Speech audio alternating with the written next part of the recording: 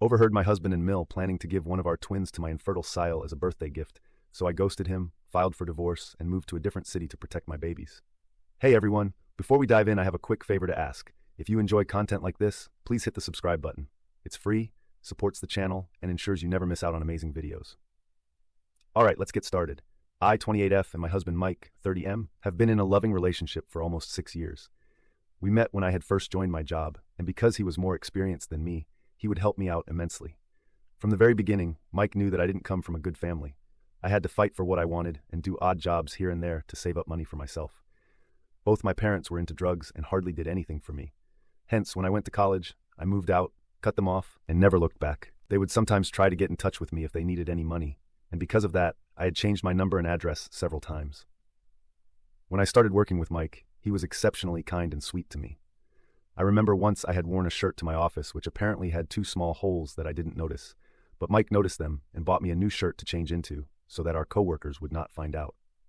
When it rained or snowed, he would pick me up from my place, even though my place was more than 1 hour away from his, because he knew I had to walk a lot to get the bus.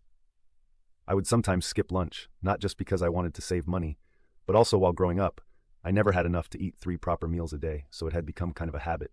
As an adult, however, Mike would always bring me lunch and insist on eating with me to make sure that I was properly fed. Like I said, my husband was sweet to me, and it didn't take long for me to fall in love with him. The only thorn in our relationship was his family. For some context, Mike comes from an exceptionally wealthy family, the sort of family where you have multiple cars, a vacation home, and you go for cruise vacations during the summer. He and his sister went to private school and never had to worry about paying anything themselves. In fact, his dad has told him several times as to why he was even doing a job, because the kind of money they have can set him up for life. But Mike insists that he likes his job and wants to live life with a purpose. Anyways, when Mike introduced me to his family, he had told me that they can be cold and unwelcoming, but they would eventually warm up to me. I went to meet them for the first time, keeping this in mind. I wore my best dress and heels and made sure to present myself in the most polite and respectful manner possible. His father greeted me politely, while his mother didn't even bother shaking my hand. His sister Kayla looked at me up and down and smirked as if I looked like a clown. I felt so humiliated, but I thought of what Mike had told me and let it slide. Throughout the evening, I tried my best to engage in conversation and to show genuine interest in their lives and interests. I complimented his mother's cooking and praised his father's choice of decor and his collected art pieces. However, every time I said something good about his art, his mother would scoff and comment something like, "As if someone like you would know anything about art." Now, I did grow up poor, but that doesn't mean that I wasn't interested in art, so her comments seriously hurt me. Mike would squeeze my hand every once in a while, pleading with me to keep my cool. When it came time for dinner, his mother insisted that I should be seated away from Mike, since she and Kayla wanted to be near him. I sat next to Phil, and he was quite open-minded and polite, so we had a good conversation. Throughout the evening, Kayla and Mill were fawning over Mike and completely ignoring me. The 3 of them were busy having conversations with each other. At one point, Kayla knowingly started talking about one of Mike's exes, whom she was still friends with. She said how the ex is apparently looking the best that she has ever looked and started showing Mike pictures of that girl in bikinis from their recent trip. Mike told his sister to stop, but Kayla laughed at his discomfort and told him that he could always slide into the ex's DMs if he wanted to, because apparently she still has a soft corner for him. I was growing increasingly uncomfortable, and I guess Phil noticed that too, so he asked Kayla to stop talking as well. However, his efforts were met with resistance from Mike's mother, who seemed to take offense at his interference. I was so uncomfortable with their whole family dynamics that when Mike excused himself from the table and asked me to come with him so he could show me his childhood room, I was grateful to escape the awkward situation. I followed Mike out of the dining room and up the stairs to his childhood sanctuary. Later in his room, Mike apologized to me about his sister. He told me that she had always been this way, even when they were growing up, and would always push him to date one of her friends, telling him how he should marry someone only she was comfortable with. I could sense that he was genuinely apologetic, so I let it go and informed him it was best that we left. He agreed. It wasn't until later, as we were saying our goodbyes, that Mike's father pulled me aside. His expression softened, and he said that he had been skeptical of me at first, but my sincerity and efforts to connect had won him over. He apologized for his initial coldness and assured me that I was welcome in their home anytime. He told me to not take Mills and Kayla's words to heart and that he was happy Mike had found someone like me.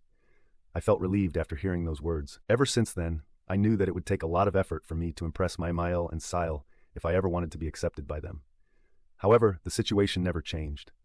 As Mike's and my relationship progressed, his mother and sister would continuously dissuade him from dating me. I remember once for my birthday, Mike and I were supposed to go on a long drive to the beach where we would be having a romantic picnic. I was really excited to spend the day with him. However, in the morning, his sister called him telling him how she needed to see him urgently since something had happened to her. He let me know, and I immediately asked him to go and visit her because we really believed her. However, it turns out she had just called him as a prank, and there was in fact nothing urgent. She insisted on him staying for the day, and when he refused, telling her that it was my birthday and he wanted to spend the day with me, she laughed and told him that it was exactly why she had called him, so he had an excuse to not spend the day with me. Mike was so pissed at her that he stopped talking to her for months after that. His sister would then angrily send me texts calling me various names and telling me that she wanted to kill me because I was coming in between her and her brother. I would of course show these messages to Mike, and this would make him more pissed. It was only later that year at Christmas, after Mill intervened, that Mike agreed to forgive Kayla. However, she never once apologized to me for all the harassment. When Kayla got married young to her then-boyfriend Joe, she refused to invite me to her wedding, telling Mike how he could instead come to her event single and meet some of her friends. Mike refused to go without me, so in the end she had no choice but to include me in the guest list for her wedding. I wore a long pink floor-length dress that Mike and I had picked out for me since this was a grand event and we were all supposed to dress well. He did tell me how incredibly beautiful I looked, and during my Siles event, several other guests including Phil complimented me as well. Kayla later confronted me about how I had ruined her wedding by upstaging her. Even though other guests also wore floor-length dresses, she yelled at me and Mike that I had knowingly dressed that way to get all the male attention. Mike tried to pacify her, telling her how that was not our intention, but Kayla refused to listen. She got even nastier to me after that incident. Over the years, Mill and Sil have insulted my appearance, telling me that I look poor, calling me a fat pig when I gained a couple of pounds, making fun of me and my family background in front of their family friends, and overall have never changed their distaste for me, no matter how much I've tried to stay polite. Hence, during the 4th year of my relationship with Mike, I stopped trying altogether, as their behavior was starting to affect my self-confidence, and there were only so many shots I could take about my appearance. I had a long conversation with Mike and put my foot down. I stopped going with Mike for his family dinners or family events and never responded to Sil and Mill's messages anymore. I ignored them just the way they had ignored me over the years, and my mental health significantly improved. Mike understood and supported my decision, even though Mill told him that I was being disrespectful for not visiting them anymore, and that I was not wealthy enough to get married to. However, despite what his family thought, last year Mike proposed to me. The proposal was a moment of pure joy and love. He had prepared everything for the day and was so nervous when he popped the question. I had no doubt in my mind when I told him yes. Later, when he told his family about it, his father congratulated us while his mother simply told him that she hoped he had given this a lot of thought, otherwise he was going to regret it. Mike asked her to not be rude since she was on speaker, and then she begrudgingly congratulated me also. I guess she finally accepted that she had no choice, and that I would be a part of her son's life moving forward. When Kayla found out, she had a much more strong reaction. She apparently told Mike that he needed to get a prenup with me, telling him how poor people like me can suck the money out of anyone. That was not only offensive, but it shocked Mike as well about how low his sister thought about me. He told her firmly that if she didn't like the fact that he was getting married to me, then she was welcome to not attend. Kayla and he fought a bit more, and Kayla even called me a bloodthirsty gold digger. However, 2 days later, she sent me a text message apologizing to me for everything, and I thought maybe she and Mill had talked and understood that there was nothing that she could say or do at this point to keep her brother away from me. I did tell Mike that I would be open to signing a prenup before our marriage because I wasn't marrying him for the money. I was marrying him because he was kind and supportive of me, and that is all that I have wanted in my life. I had a good job, and I was happy with what I had, so I didn't need anything more from him. Mike assured me that he knew my heart and he was never going to ask me to sign a prenup. As the wedding was approaching, I wanted to look my best, so I started to work out rigorously. I would sometimes post after gym selfies on my social media, and they were perfectly appropriate pictures. I never posted any racy pictures. However, one weekend, Mike came back home after his family dinner and told me how Kayla and his mom had told him that I must be cheating on him since I was knowingly posting all these pictures to get attention from other men. He went on to say how he stood up for me and told them that he didn't mind the pictures. But Kayla told him that this is how women start to cheat on their partners, which then made him think. He asked me up front if I was cheating on him, and I was taken aback by his question. I firmly told him no, and how I was even offended that he would ask me such a question. He started to apologize to me and told me how his sister and mother got into his head, and he never would have questioned me otherwise. To give some context, my account is private, and I have more female followers in my account than male. So to this day, I have no idea why Mill and Kayla would even say something like that to Mike. During the wedding, Mill and Kayla did everything that they could to cause even more issues. Kayla kept saying how she wanted to be a bridesmaid, but I refused point blank. So then Mill called me and chastised me for not including Kayla and how bad it would look to the family. I pointed out to her that Kayla never included me in her wedding party either, but she told me that Kayla is going to be my sil, so I have to include her, otherwise she would not be paying for our wedding. This led to a huge fight. When I told Mike everything, he talked with Phil, who assured us that it was his money, and Mill had no say in our wedding whatsoever. I can only imagine Mill's face and how she must have felt when she would have learned that her attempt to manipulate our wedding plans had failed. Our wedding happened after this without any more incidents or interference by Seal and Mill. Mike and I are still going strong, and I thought everything was good between us. However, something has happened recently that has made me question everything. I never thought I would find myself in this situation. It all started when I found out 3 months ago that I was pregnant with twins. Mike was as pleasantly surprised as me. We were both filled with excitement and happiness. We had been trying for a baby ever since we got married, and the news of not just one, but 2 little ones on the way felt like a dream come true. Mike insisted on having a family get-together where he would announce my pregnancy, even though I wanted something low-key. I understood his excitement about becoming a father, so I agreed. When Mike and I announced I was pregnant during the party, everyone immediately came over to hug us and congratulate us. However, Sil and Mill looked pissed and stared daggers at me. For context, Kayla got married before us, and she had been trying to get pregnant for a long time. However, I had heard from Mike that she is infertile and basically barren. She and her husband Joe have tried everything, but to no success. Mike, Joe, and Phil have tried to convince Sil to adopt if she wants children so much, but Kayla refuses to listen. She says she doesn't want to raise a kid from the streets, so I guess she wasn't happy when she found out that I had gotten pregnant. I was aware of Sil's personal issue, and it was also one of the reasons why I didn't want to make the announcement in front of everyone.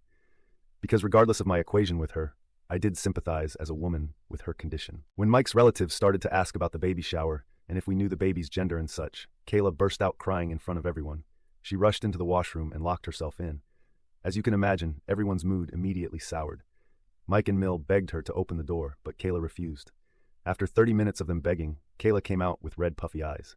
She looked at me directly and told me that I should have talked to her first before making the announcement, since she couldn't have a child of her own. I tried explaining to her that I never intended to make her feel bad, but she ignored me and walked out of the party with Joe.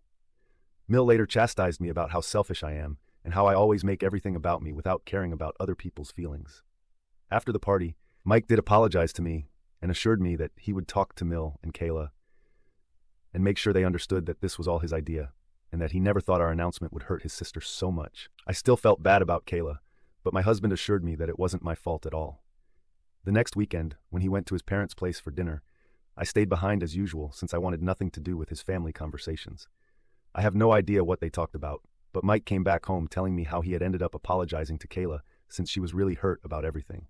He recounted how Kayla had shared the emotional toll of her struggles, detailing the countless medical tests and sleepless nights spent in tears for years. As he spoke, I couldn't help but feel a pang of guilt. Despite the tensions between us, Kayla was still family, and the thought of her suffering weighed heavily on my conscience. I realized that beneath the facade of resentment and animosity, there was a woman who was hurting and in need of compassion. Mike told me how I should reach out to her, and I agreed. I messaged Kayla and apologized to her for not giving her a heads up about my pregnancy before the party. I told her that I wanted to resolve things between us before my twins were born, so that we could start fresh as a family. To my surprise, Kayla responded with unexpected warmth and understanding. She thanked me for reaching out and acknowledged her own role in the strained relationship between us.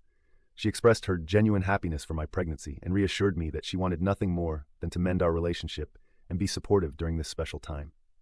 Kayla offered to throw a baby shower for me when the time came, telling me how she had never had a chance to do it for anyone, so she would love to organize one for me. I graciously agreed. In the months leading up to the baby shower, I noticed that both Kayla and my mother-in-law were unusually kind and sweet to me. They would regularly call me, asking about my health, and send me flowers with cards that said, "Hope Mama Bear is feeling okay," or "Can't wait to see the twins." It was definitely surprising and a bit unsettling because, up until that point, our relationship had been strained to say the least. Suddenly, both Kayla and my mother-in-law were acting completely out of character, showering me with love. It felt like a sudden shift, and I couldn't shake the feeling of unease that accompanied it. However, I thought maybe they were making an effort to mend things between us before the twins were born. I never imagined there could be anything sinister behind it. Despite my suspicions, I tried to remain optimistic and hoped that maybe we were turning a new leaf as a family. Mike continued to visit his family for dinner every weekend, and everything seemed fine on the surface. On the day of my baby shower, I was surprised to see that Kayla had actually listened to all my suggestions and kept them in mind while organizing the event. The event was everything I had hoped for and more, with friends and family gathered to celebrate the imminent arrival of our twins. Unlike typical baby showers, the men of the family were invited to the event also. Phil had brought multiple gifts for the twins. We were all having a lot of fun and playing baby shower games throughout the afternoon. Kayla was polite while engaging with the guests and ensuring that everything ran smoothly. During the middle of one of our games, I had to excuse myself to go to the washroom.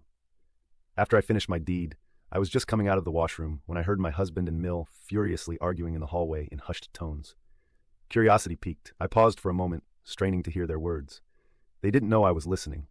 At first, I thought it was just innocent chatter, maybe about baby names or nursery decor, but as I listened closer, my heart sank.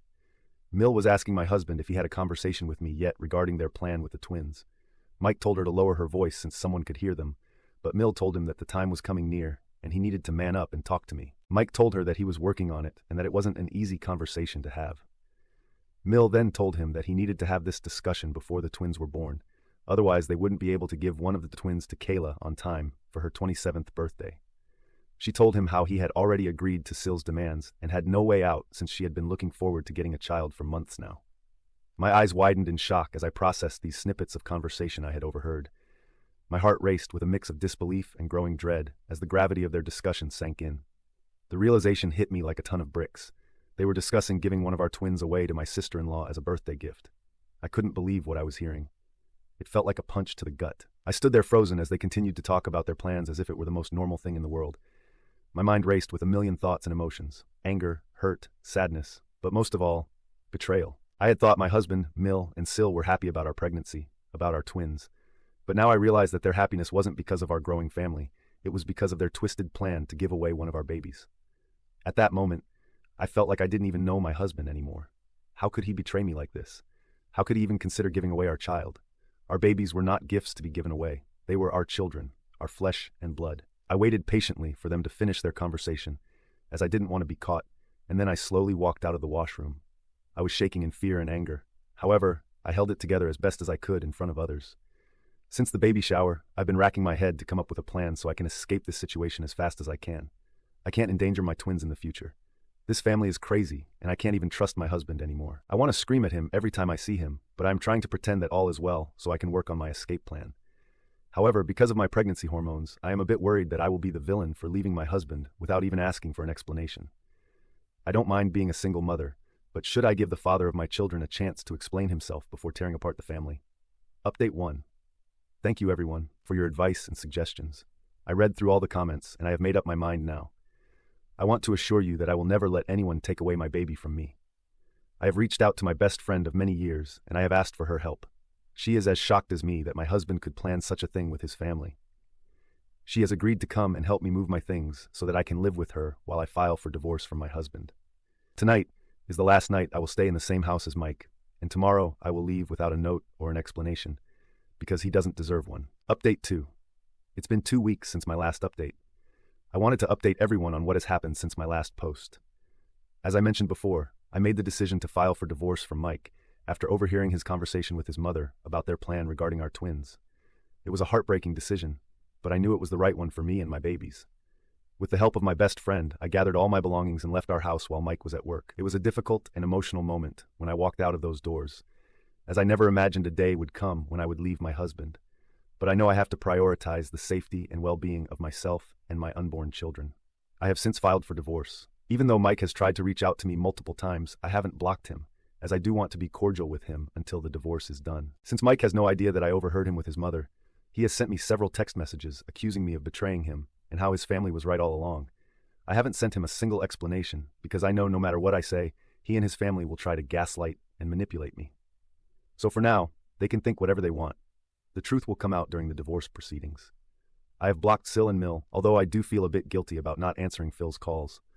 I have no idea whether he was involved in this plan or not, so I can't take any chances. I have spent the last few days just crying, while my best friend has sat with me and never left my side. She has assured me that I am not a bad mother for leaving such a man, and has tried to lessen my guilt since I will be a single mother from now on. I plan on going back to work as soon as I can. My best friend, who works from home, has agreed to babysit my twins when I do join the workforce.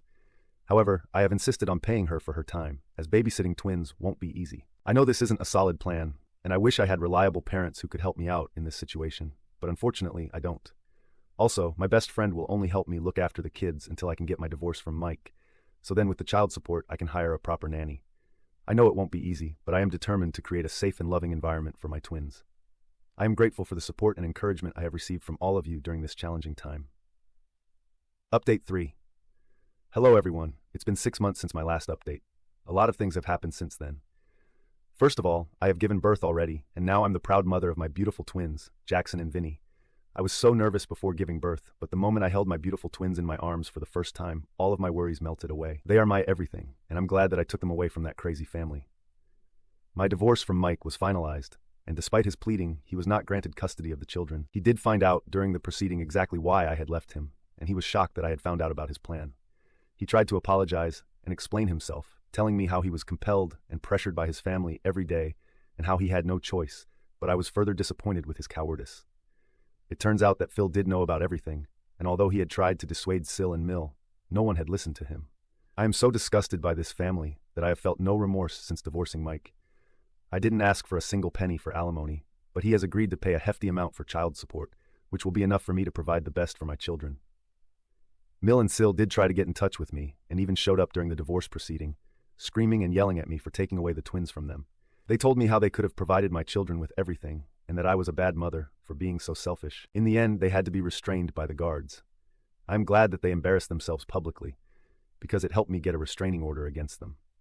Since the divorce, Mike has tried to remain in touch with me, pleading for a chance to talk and reconcile, but I can never trust him again around my children. With the help of my best friend and a supportive network of friends and family, I've been able to navigate the challenges of single parenthood these past few months. Recently, I have made the decision to move out of the city entirely, as I want to create a fresh start for myself and my children, far away from the toxicity and manipulation of Mike's family. I know as long as I live in the same city, they might try to get in touch with my twins, and I don't want that. With full custody of my twins, I have the freedom to build a new life wherever I choose, and I intend to make the most of that opportunity. Moving forward, I'm going to be focused on myself and my babies, so there will be no further updates.